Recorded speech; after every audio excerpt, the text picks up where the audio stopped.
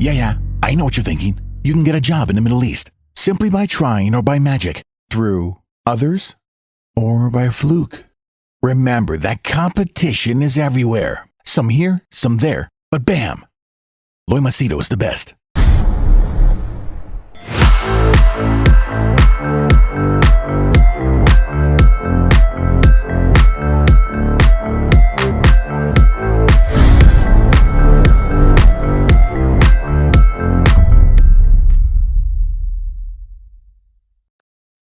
In this video, I'm going to share with you the answer to the question that why is it that you might be facing challenges getting a job of your choice or the salary of your choice. Okay. As you know, I'm involved in, helping people rebrand themselves, personal branding, or, for either getting a job in a company or for their online presence or for their business. Okay. The goal is very simple. The goal is I want to get a job that pays me higher income. Okay. But then the question is why you're not getting. Now it's very easy to say, oh, the market is down. Oh, there is politics. Oh, there is racism. Or, unless you have vasta, which is a very common word that is used in the Middle East. Unless you have vasta, you cannot get. See, although there is an element of truth in what you're saying, there is vasta, favoritism. Let's say a GM who has a relative, he will always try to push his candidate or someone above. Or let's say someone in the HR will have a friend and, he will leak out bits of information that would give their candidate an edge. End of the day, it all comes down to you. Obviously, you can't change external factors, but you can definitely change yourself. Now, in this video, I'll give you 9 areas, okay, where maybe you're not considering, or maybe you're just thinking, I'll just make a resume, or I'll just check Quora or some AI software or some website or somebody who claims something, or I'll go to LinkedIn and download someone's profile and copy paste and it'll impress people. Yeah, it looks easy. It's not easy. And remember this much, people are not stupid. Even when people come to me, they're not stupid. They are pretty intelligent. There are a lot of people who are smarter than us, and that is what you have to keep in mind. So I'll give you the 9 reasons why I feel you might be facing challenges. For those of you watching the video, let me know your thoughts on these 9 points and tell me which one you think is the most significant one, especially if you are in the Middle East, okay, especially in Dubai, UAE.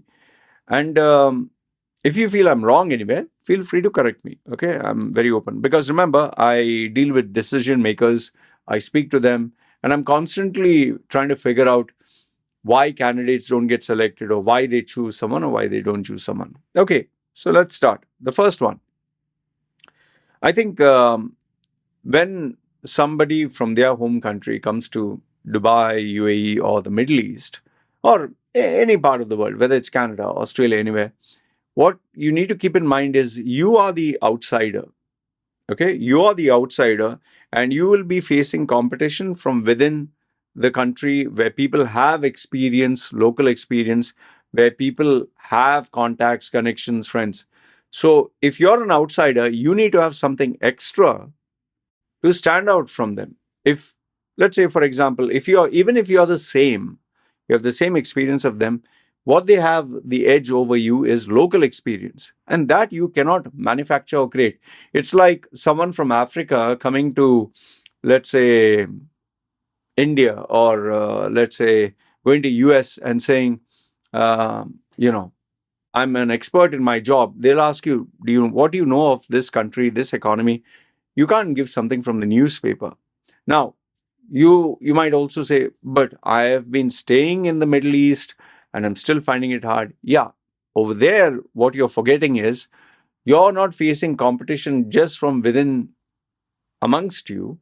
You're facing competition from people who are better than you. That's number one. Number two is you're facing global competition. And number three is there is always the preference that an employer might have for someone that brings international flavor. So let's say you have only UAE experience, and another person comes and he has UAE experience, and he has experience in the Middle East, and he has experience in 2-3 countries abroad. So that gives him the edge. So keep that in mind. That is number one. Number two is excess supply, which I guess you can't help it as the population keeps growing more and more. You keep getting more and more people that keep coming in, and you know, just think of it in this way. If you are the only candidate, well, obviously you'll get chosen because they don't have options. But if there are 10 candidates, now the employer has a choice. I'll choose. Which candidate should I choose? He'll compare and contrast. And then if it increases to 20 or 30, then analysis paralysis. Then it'll be like, and who do I choose? And they might just pick up the ones that stand out. And that is where things get a little complicated. I'll give you a small example. There was this luxury brand where there was this vacancy. One of my own clients who I made his resume, he had experience in the luxury market. So I checked what my contact wanted. I checked his profile. It was very much a perfect match. So then I connected both of them because I knew both of them. And, I my gut feeling said he would get the job. Sure. Uh, I do not know how he performed at the interview. I'll give you that disclaimer because my contact definitely pushed his resume. I don't know how he did at the interview. But later on, when my contact got the feedback, he said they were not so impressed. They know that he qualifies completely, but they'll get back to him. Okay, fine. I said there's still hope. I just told him, just try to push. Okay. Finally, in the end, they chose a person with lesser experience than him. And I asked him, like, why? Can you just figure out why? He said, I'll check it out. Once he checked it out, he found out that they chose a girl from East Europe, okay, Russia, Ukraine, wherever. And very beautiful female, very attractive. Obviously, beauty attracts. So suppose you get a local Emirati or some rich guys and they see a very beautiful, very presentable girl with lots of charisma, attractiveness, that attracts people, especially for a luxury brand. Now, this guy had experience, but the only sad thing is he didn't know how to sell himself. So a combination of all these factors, he lost. Even though I pushed his profile, even though I had my contact inside, you see how it works. So when there is excess supply, you have excess choice, and then it becomes harder. That's number two. Number three is, I think, the sad story of desperation. And I have cautioned my clients not to do that. There will always be someone who will ask for a salary lesser than yours. Let's say you're asking for, I'm giving a rough figure, $5,000. Another guy will come and say, when salary negotiation, say final interview, he'll say, okay, 4,500. Third guy will come and say, because the employer will be like, see, listen, I got someone who is ready to work for 4,000. You want this job? I'll give it to you, 4,000. Take it or leave it. Finally, he will get someone. If all the factors being equal, all of them have the same experience, all of them can more or less present the same results, they will obviously choose someone who they can save a little bit of cost. Now, obviously, in very competitive organizations, they will go based purely on merit and they will have a fixed salary. But companies in the Middle East, which are especially run by private individuals, and where the HR are given instructions, see how much of the budget you can save or come within. They are always looking for a candidate who would deliver the same service, but for a little cheaper. It's just like buying a product or service. If you're particular about Apple, then you are ready to pay whatever the price Apple offers. But if you're just looking for a keyboard, let's say, I'm just giving an example, keyboard and mouse, you obviously will go not for the cheapest, not for the most expensive, but somewhere where you feel, I have all the features and I'm pretty happy. Same with smartphones. So even individuals, it's the same thing. All right. So desperation. Now, what is the solution here? Which I've told you. You should know your take it or leave it price. Okay. And don't go one penny below that. Uh, Case in point, I get quite a number of inquiries. People do tell me, hey, man, you're pretty expensive. I said, yeah, this is my rate. I'm pretty sure you'll find someone cheaper or maybe offering you more better services. I'm not saying that they're bad. Go ahead and give them a shot. So if you get what you want cheaper, why not? In fact, I always recommend people, if you can get something for free from someone that you know, experienced person or someone inside the organization, you don't even have to spend money. Because remember, it's who you know that matters, not what you know. But then if you don't have that, then choose which vendor or service provider you want. Number 4, um, this one is a little sad, but it's the reality. Employers or businessmen who are working in the Middle East, they look at profit maximization. Okay. So most of them are come from their home country and they prefer to employ people from their own village or town or city or state or country. Okay, there's all. Indian will prefer Indian, South Indian will prefer South Indian. Someone from Mangalore will prefer Mangalore, Keralite will prefer Keralite. It's always the case. Okay. But now, given that they prefer their own person, it's not that they're looking to give maximum benefit to their candidate. No. Rather, what they are looking for is I know what is the salaries that they pay in my home state or in my city. I know how much more I should increase. I'm not going to increase more. Take it or leave it. So, number one, they have more access to more information than you would ever have because they have both their hometown, your hometown, and the country. But the second part, which is even more decisive, is which works in their favor, not yours, is they know the loopholes of the system. They might have a very strong legal team. They might have consultants. They might have people who have connections in the ministry. So they know the rules of the game and they know how to use it to their advantage. You coming new, you may not know what is the difference in the numbers mentioned in the labor contract versus salary certificate versus what they tell you verbally versus what they send you as an email. There are so many things. And who's the authorized signatory? Who is given permission to sign? Which document is valid? How much should you ask? Will they give you the visa? Do you have to pay the visa money? Um, can they delay your salary? Can they not delay your salary? Can they agree on a salary and then change it? See, there are so many factors that these people are aware of, and they have been playing the game longer than you, and they have the resources to fight the battle which you do not have. So remember, that is another massive but sad problem which is very existing. Number 5 is this one you have to ask yourself: are you average or are you exceptional? In majority of the cases, most of the people are average. Yeah, you might have more experience than the other guy. You might have a bit more educational qualifications than the other guy. Fine.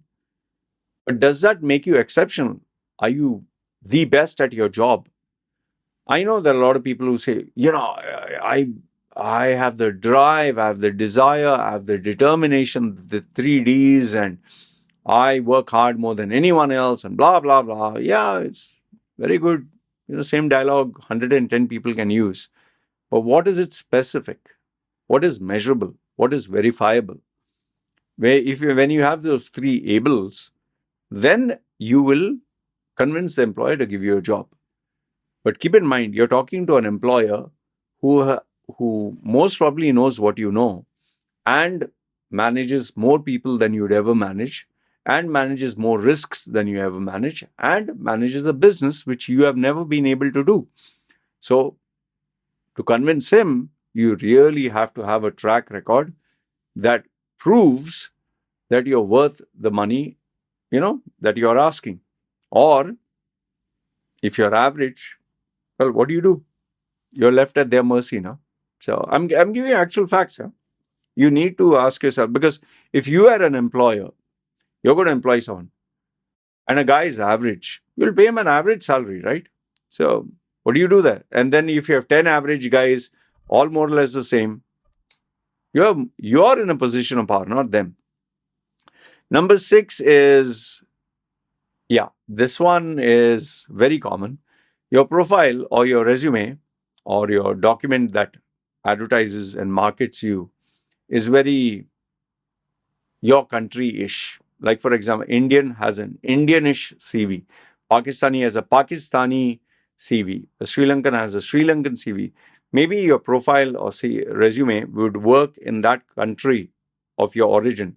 It may not work in another country. Canadians' resumes are different. American are different. Australian formats are different. Indian formats are different. Middle East formats are different. And even in the Middle East, Dubai versus Oman, entirely two different. Because remember, the country has a certain culture, has a certain method of doing things. So it's like when you're in Las Vegas, it'll be like, Las Vegas. When you're in, let's say, a very conservative country, it'll be conservative. So remember that much. So your profile will be very ish of your country. Okay. Number seven is your personality. Very simple. Given that I have an Indian passport holder and I know quite my whole life I've known Indians. I'm not wrong when I say this, but you can spot an Indian a mile away. just just by their mannerisms, just by their behavior. Uh, it's pretty unfortunate, but we live in a world where people judge each other. Like when people see me, they're like, "Hey, mafia," or mentally something wrong with him, or whatever, or smoker, drinker, drug addict, or rides a bike, or part of a prison group or something. So, and it's not wrong. Obviously, this is not normal. Like even when children call me Spider-Man or someone from Star Wars, it makes sense. In the same way, you should take personal responsibility for how you look, dress, act, behave. If your personality is very much matching the culture of the country that you come from, and it's so strong, it's like having a very strong curry flavor. Let's say Thai food, lots of chili there. Now, if you're a foreigner and you start eating the authentic Thai food, which is heavy in chili, I don't think the person would survive. Even India, too much spices. So if you have food with a lot of spices, you can't blame someone for finding it, oh, I can't, have it. So in the same way, your personality. Is your personality a reflection of what works in your country? Let's say someone from the West. Maybe they wear off shoulders, or they show a lot of their cleavage, female, or they wear sexy outfits, and you're applying for in a conservative company, let's say in Saudi or somewhere, conservative Muslim run, family owned company in Dubai. Don't expect if you're rejected right on the spot. So keep that in mind. Number 8. This one is, I would say, a fact that nobody thinks about. Wait, let me just switch off this AC. It's becoming a little too cool. You have no idea what you're saying at the interview and how you're saying it. I would say this one is by far the one area that almost everyone is overconfident. Every single person. Oh, just get me the interview, I will nail it. Just give me one chance, I will. People think they are masters of the universe when it comes to marketing and selling themselves, especially at the interview. An interview is not just a conversation. Neither is an interview um, you know, a permission to, launch your trailer as if you are God's gift to mankind. And if you try to put on an act or you try to be fake, people can see through it. It has to be a balance between having a conversation, between marketing yourself, but most importantly, speaking something that is interesting, intriguing, and informative to the decision maker. Always keep in mind, like when you're going to, let's say, a store and you're interested to buy something, if the guy starts giving you technical specs that just go over your head, it has so much of horsepower, it has this technology, it has that, and you don't understand the kilowatt, and if you're a technical guy, fine, it'll make sense. But if you don't know all this, then you'll be like, man, I just wanted to know, can it, does it work with this software, or do you have a special offer? Yeah, so you need to figure out what the person wants and give it to them. But if you don't have no idea what to say and you're bad at evaluating someone, it's a mess. Keep in mind, the employer is interested only what he wants, not what you want. You're interested in the best salary, best position. You're interested in what you want. But if you keep focusing on that, you're not going to get it. Last, if not the least, I think this is the one point nobody thinks about, and that is choosing the wrong employer. You're applying for the wrong company, or you're employing to the wrong position. I'll give you an example. Okay. This guy came down to the UAE, was looking for a job, sales. So I asked him, do you have experience UAE market? No. Do you have a driver's license? No. Um, do you know anybody in the UAE? No. Okay. So what are you looking for? Sales. Okay. So I just told him that just make sure that the job that you take does not involve you having to travel many places or far off, because it'll be very inconvenient for you. That's what I advised him. He took a small, 15-minute booking, or I think 15 minutes or half an hour. I think 15 minutes. So I gave him this advice. He, out of the desperation to get a job, he grabbed a job in an insurance company. Okay. I asked him, do you have insurance experience? He said, no. I said, what are you going to do? Where are you going to go? So he said, no, I'll give it a try. At least they are, giving me a job. They'll give me a visa. I said, what about salary? He said, they said very high commissions. I said, boss, it's not going to work out here. I said, okay, fine. Not even, I think, a week or 2 weeks, he got back and said, no, it's not working out. Please advise what I should do.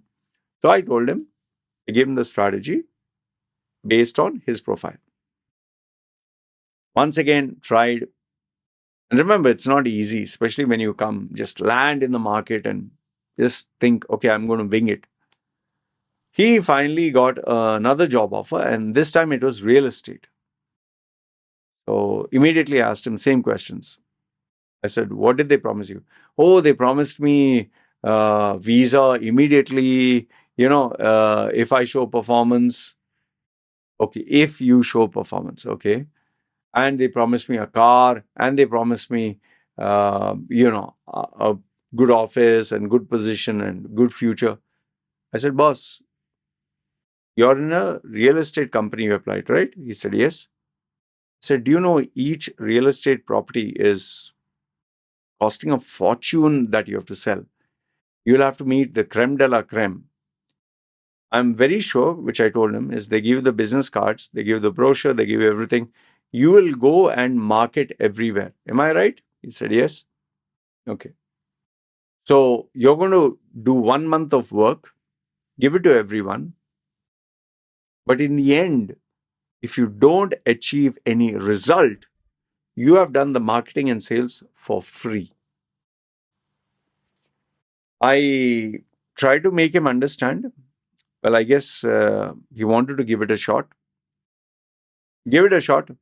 Tried for, again, I think 2 weeks or so.